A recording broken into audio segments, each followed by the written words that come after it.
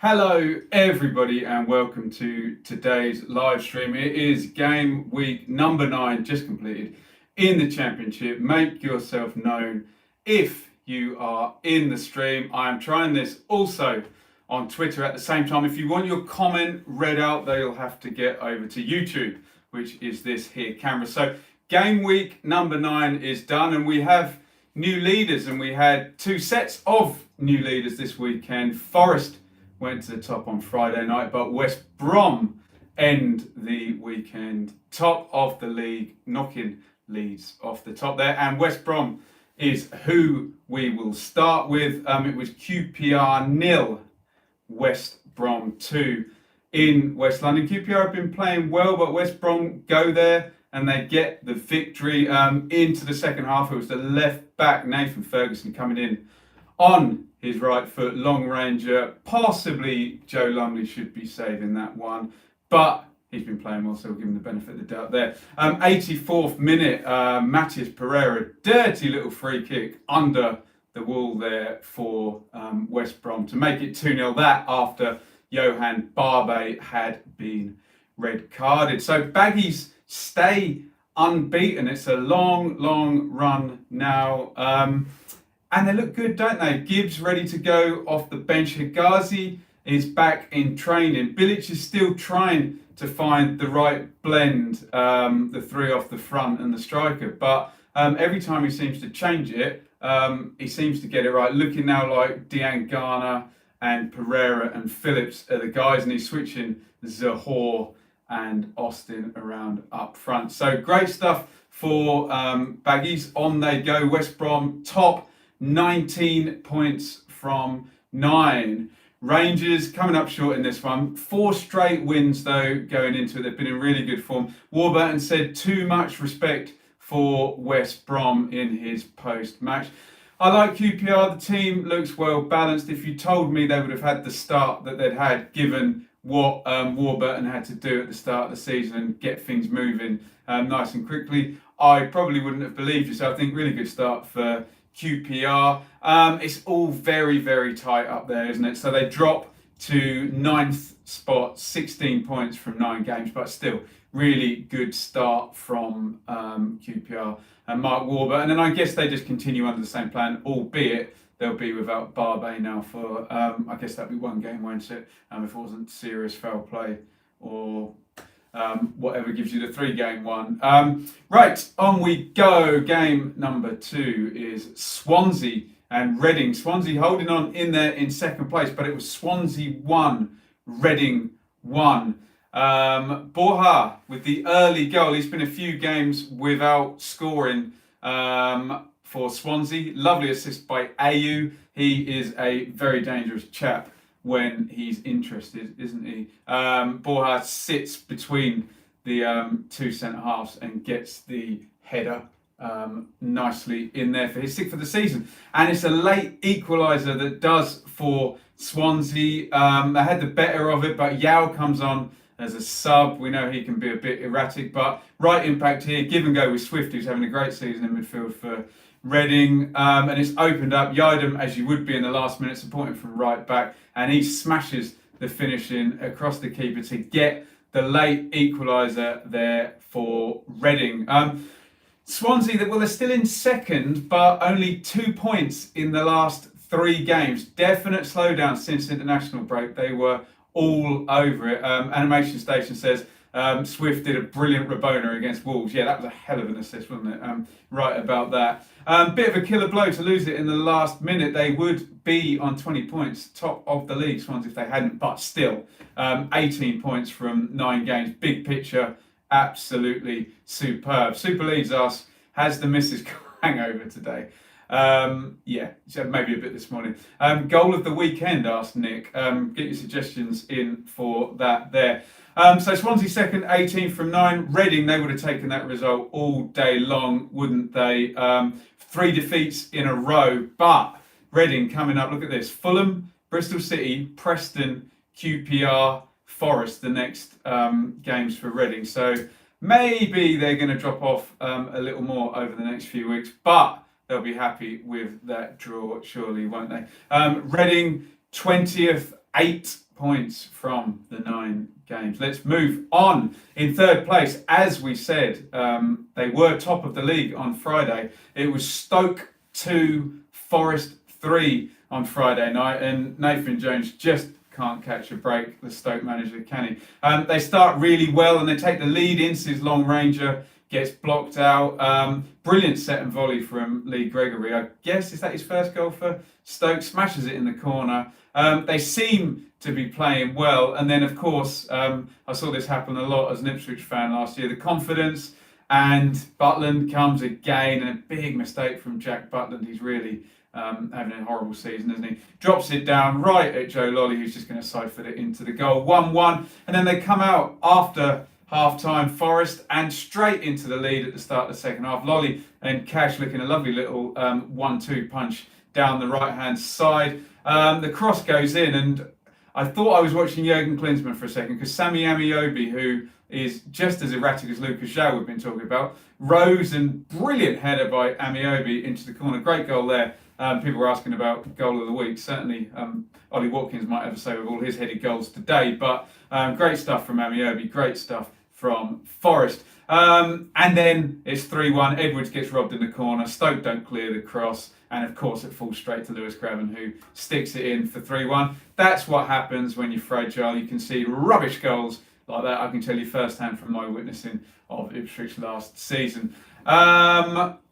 84th minute, Edwards free kick. McLean glances in the consolation, but too little, too late. So Forest went top briefly.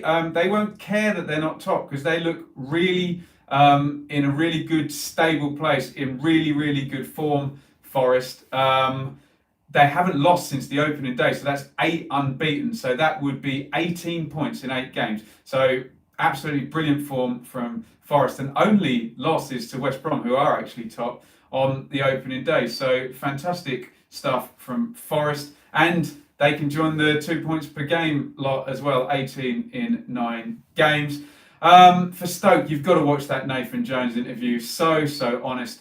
I know I've mentioned it 3 times now, I saw Paul Hurst unravel last season, and this sort of thing happened. Look at this interview. It's scary stuff. International break is, 2 games away now? Nathan Jones desperately needs at least 4 points from the next 2 games, or he is not long for the Championship management. Well, Stoke 24th, 2 points from 9 games. Horrible season Stoke are having. Will they change the manager? On we go to the game that I was at, and it was Charlton 0, Leeds 1. And for those who like to mock me and say I'm the curse of Leeds United, away you go. It's all my fault. I was there. Check the review. Super Leeds says Bielsa out. I really hope he's joking. 32nd minute, Leeds having started really well. Normal pattern, really. Must be said, no Pablo Hernandez, though. Corner goes in. Casilla kind of spills and it bounces in off Bonet's back. And I could have taken my match report from... Thank you, Super Leeds. I could have taken my match report from the Birmingham game last season, or the Brentford game, where Leeds have loads of the ball. The other team defends well and defends aggressively. And... concede 1 chance and out they go. And it happened again. 2 really good chances, but excellent showing for Charlton. 4 points from the last 4. So like Swansea, big slow down for Leeds. Although look at the total, 17 from 7. They've just dropped below 2 points per game, but it's a decent enough start from Bielsa. But a little bit of a worry over, because we know what happens when Leeds do drop points. So you guess teams start to look at it, and can they create chances and goals without Pablo Hernandez? So Leeds 4th, 17 from 9. Well played Charlton. This is the first time I've seen them this season. I would watch for the first few weeks, and I thought, oh, Charlton are having a bit of a lucky start. They're not creating that many chances, but they still seem to be winning. But now I've watched them, it kind of makes some sense, because they defend very aggressively from the midfield. Cullen and Gallagher are played like Lee Bowyer, actually, really going for it. Good, solid behind the ball when they're out of possession. Take their chances. Makes all the sense in the world to me now why they are up in the top 6. Great start for Bowyer. Super League says, who would have thought Bowyer would make a manager? Well, he's a pretty good one at the moment, isn't he? So first win in 3 for Charlton, but back up into the top 6. 17 points from 9 games, flying the flag for the 2 newly promoted teams. Off we go to Preston, and depending on your view, it's Preston 3, Bristol City 3. Depending on your view, this is either set play heaven or set play hell, because there's an absolute ton of goals from set plays in this game. 29, Williams unsettles Rudd from a corner and Bristol City take the lead. Taylor Moore sticks that one in from close range. 36, really strange goal. Johnson and Moore are bustling. Johnson seems to bump in to his own goalkeeper, knocks him over, and Vyman heads it into the empty goal. Weird one there, I guess no foul because it was Johnson on his own man. Just before half-time, in stoppage time, poor marking from Masengo on Johnson, who goes down, clumsy there. Paul Gallagher with the ostentatious Alan Shearer. He's got his back to the keeper as the whistle goes. He walks back, turns around and runs up and sticks the penalty. And I wonder what he'd do if the keeper was stood in a weird place when he turned around, whether that would put him off or not. Keeper maybe getting his head on that. So 2-1 at half time, and then it is 2-2.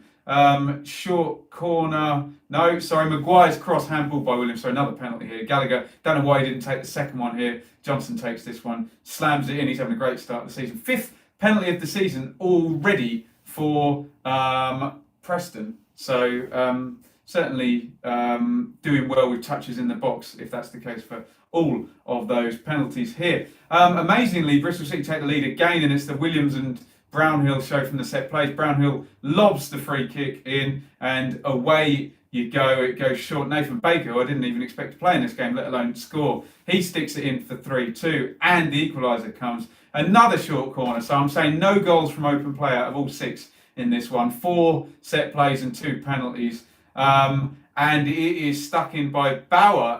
Baker's a big guy, but Bauer all over the back of him, heads in on the far post there. So 3-3, Preston stay in the top 6, and given it was 0-1 and 0-2 and 2-3 deficit for them, they'll probably be happy with that in the end. 12 points from the last 6 games is still excellent for Preston, but first time they have dropped points at home this season, so need to follow up with some away draws and wins in there to balance out that form if they want to stay up the top of the table. Preston 5th, 17 from 9. Nice work from Bristol City. Like Forest, they are unbeaten since day 1 of the season. They lost at Leeds on the opening day. Unbeaten since. Coping fairly well with the injury to Thomas Callas, although they could really do with him back. Still managing to get through at the back out. Ashley Williams does seem to have settled in there. How do they replace Benik Afobe, who I assume they'd planned to plug a lot of wages into through the year, and now deadline has gone.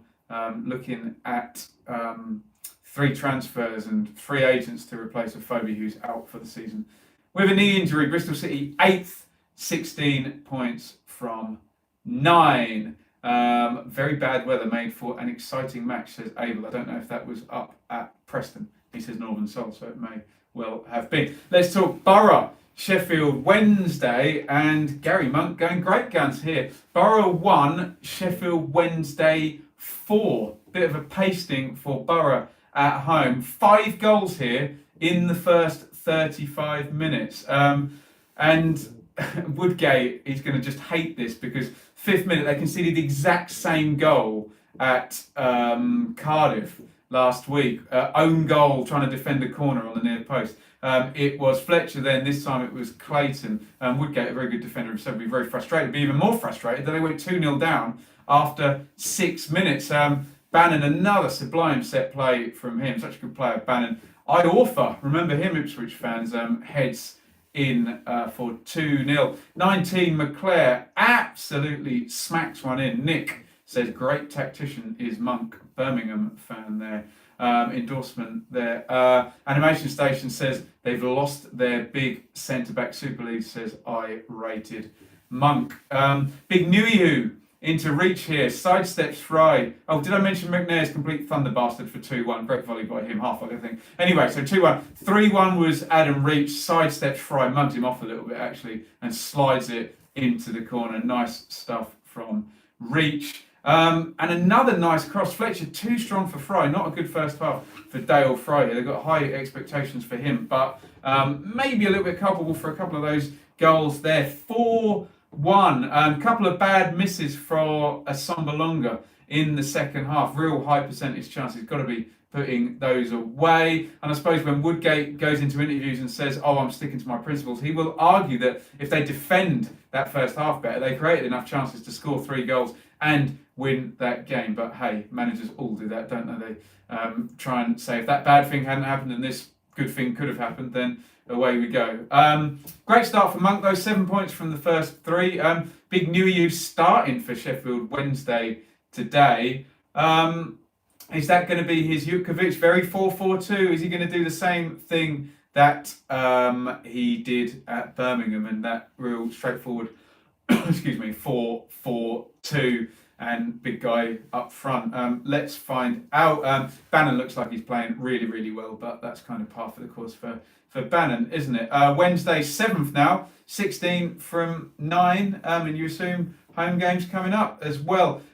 Woodgate, as I said, sticking to the principles. Could have been closer than 4-1, but it wasn't. Charlie asked about Millwall. Not done them yet. Get onto them. Borough, 18th, 9 points from 9. Moving on. Fulham 2, Wigan 0. Another Friday night game here. Fulham waiting to the second half to get going. Knockaert.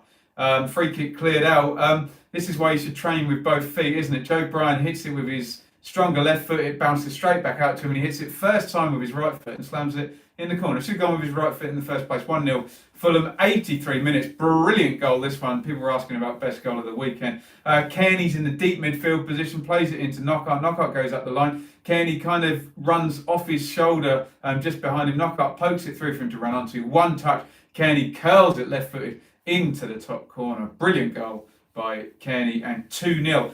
Fulham in dominant mode this week rather than the not very dominant mode they've been in for the last 4 games, in fact. Johansson joins Harrison Reed and Tom Kearney in midfield, so no Arter at all. Expecting him to come back, but Scott Parker knows more about this sort of things than I do. And 3 goals in a row now, not scored by Knockaert Cavaliero or Mitro, so my worry that they were going to be too one-dimensional and not share the goals out. Unfounded certainly for those last games, and winning without. Position still not good enough, they're 10th, but back on track, and it's so tight looking at that. Back-to-back wins for anyone, and you're going up a fair few places, let's just say. Fulham 10th, 15 points from 9. Wigan, they had that good win over Charlton last week, 1 point in 5 away games so far. It's looking awfully like last season. If you spend ages not winning away from home, then you're not going to win all your home games, or a small percentage of them, in fact. And then it starts to get like it was last season for Wigan and Reading and Ipswich and Rotherham and Bolton down there, where it's 4 or 5 games without anybody down there winning.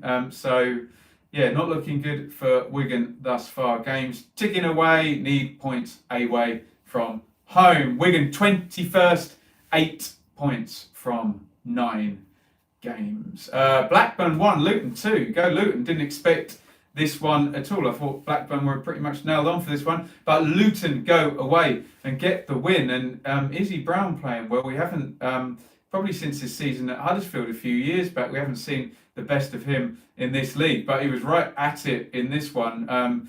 From the number 10 position, really orchestrating things. Looks like he has that change of pace as well that Leeds fans would probably have liked to have seen last season more than for 20 minutes than he actually played. 17 minutes, it's Brown, nice change of pace, lovely cross, right-footed, can't defend that. Collins, easy header, 5 for the season for Collins. Now Travis with the equaliser there for Blackburn, swings that one in, right-footed just from the edge of the area, good goal, that one. 57, another assist for Brown, his free kick is powered in by Pearson. Rovers, who've been on a good run points-wise, second defeat at home to a promoted team this season. Mowbray will not be best pleased with that. They probably don't like being favourites, do they, Blackburn? Much rather be underdogs and punching up from underneath. Blackburn 11th, 13 points from 9 games. So Izzy Brown, could he be the X factor now to take Luton from a struggling team into the middle of the table? They will hope so. Second win of the season away for Luton here. Lots of goals, lots more conceded, but seems to be working thus far. If you roll those first 9 games out, Luton are going to be more than safe. They're 16th at the moment, 10 points from the 9 games, and picking up points away from home, which is so key for these struggling teams. You've got to put some on the board in these difficult away games. Hull 2, Cardiff 2. Just before half-time, it seems like we just say it every week, Brzezinski's going to smash in a stupid free kick. Again, he does it, catches Smithies out a little bit down the left-hand side, but still, he's doing it every single game now. Brzezinski, brilliant. That contract up at the end of the season. Someone may be in for him in January, I would think. Maybe in Cardiff. There you go. Nice wing play by Bakuna on 55. Glatzel can't miss this one. It's another goal for Glatzel. Now Warnock kept faith with his big summer signing, and the goals are slowly starting to come. Now remember when Cardiff went up though, it was goals shared around, no striker with a ton of goals there. 89, Hull think they've won it. Bowen swings in the free kick. De Vies, nice glancing header, goes off to the far post into the corner, but sickener for Hull. 92nd minute equaliser. Looks like Big Flint's been chucked up front. Huge boot down the middle. Flint gets the flick on. Ward gets the run on the defenders. They don't hold their positions. 2 of them move around. Ward goes to the right. He barely hits it, but he hits it early and it creeps into the corner. Cardiff in the mix. They're not far from the top 6, only a couple of wins away, despite it being a bad start. They need to thank a lot of late goals, Cardiff, for bumping that points total up a little bit more. 6 unbeaten in lead. They need the draws to change to wins. Pack is back, starting now. Etheridge on the bench. We don't know how far Bamber is off. Warnock still trying to find that first 11. Most of it looks sorted if you look at Morrison and Flint and Rolls and Pack and Bakuna in that middle area.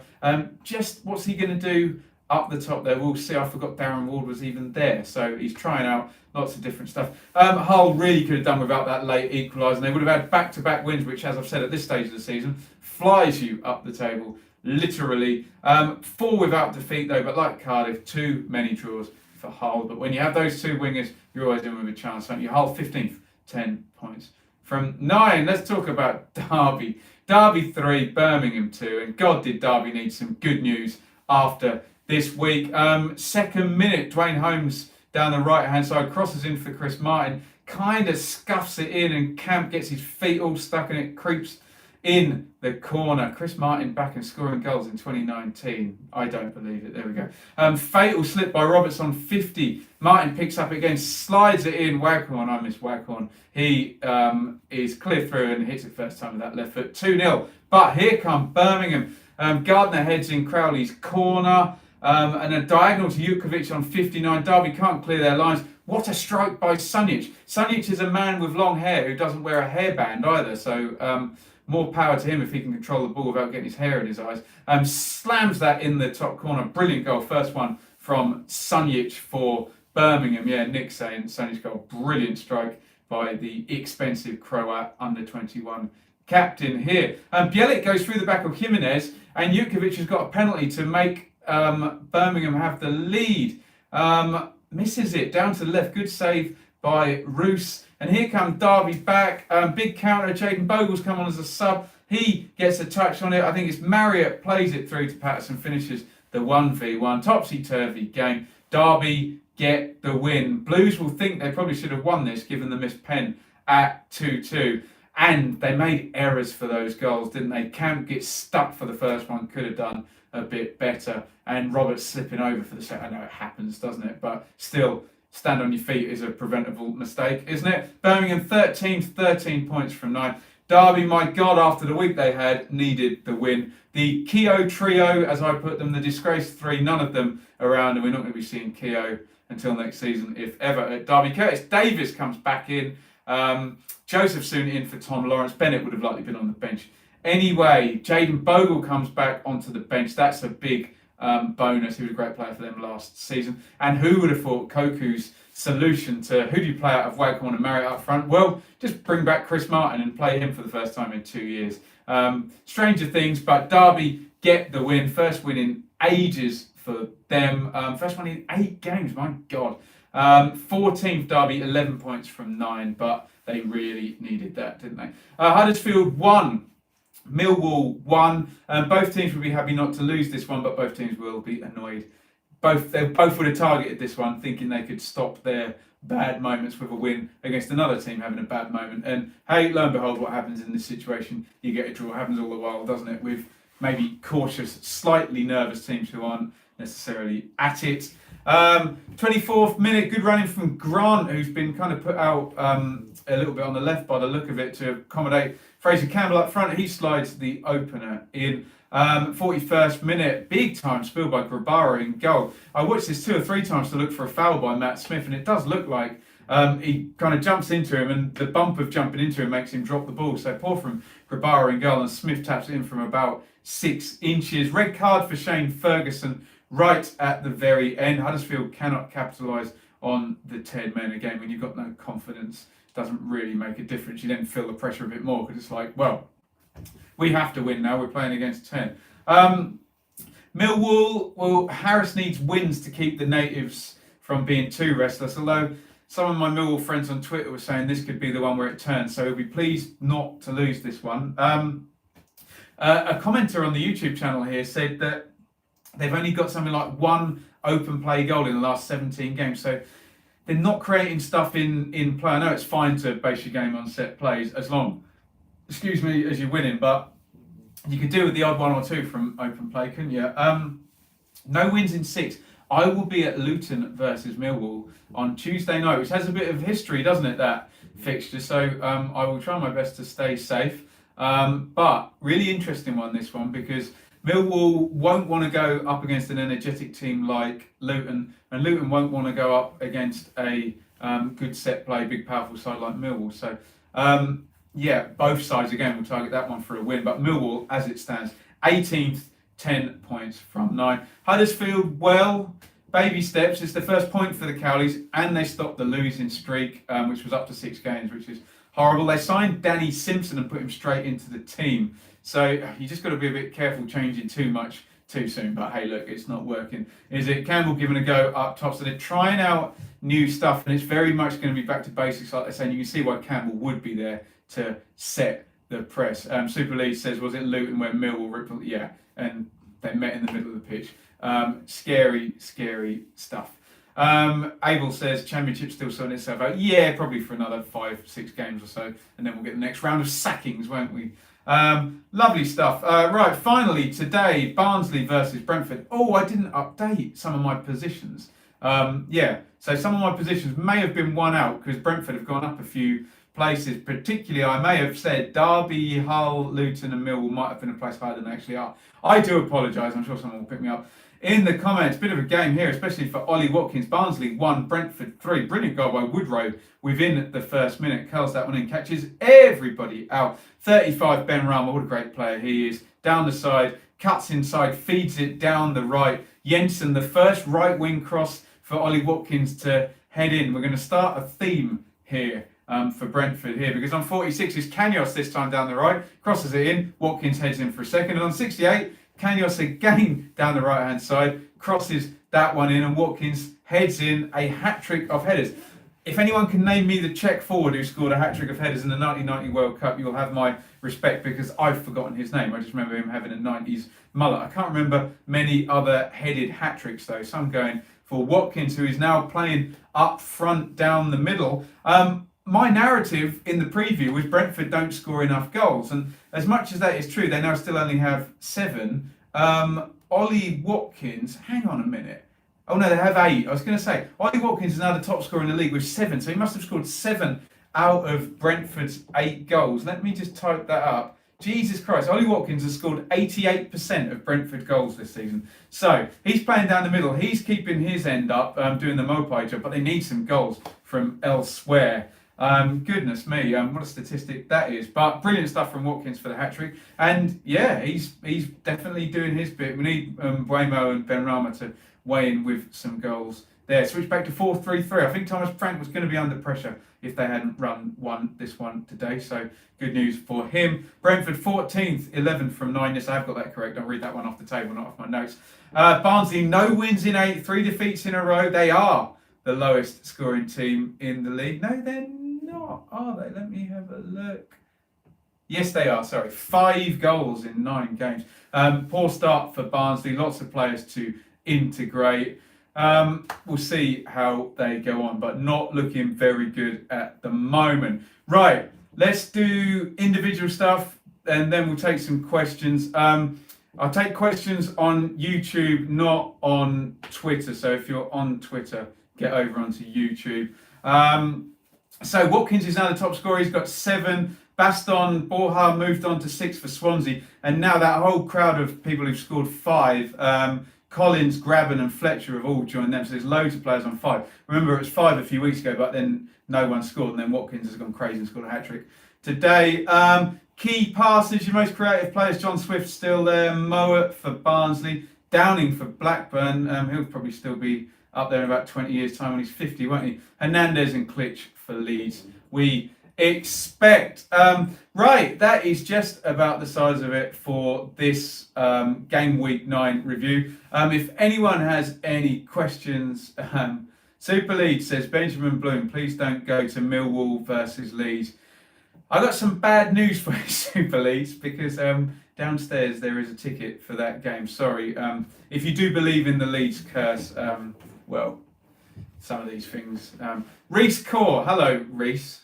Arsenal fans are allowed in here, are they? Who's going to get promoted? Well, I would have said Leeds, but they're having a little iffy one. West Brom look good at the moment, don't they? Forest coming on a charge.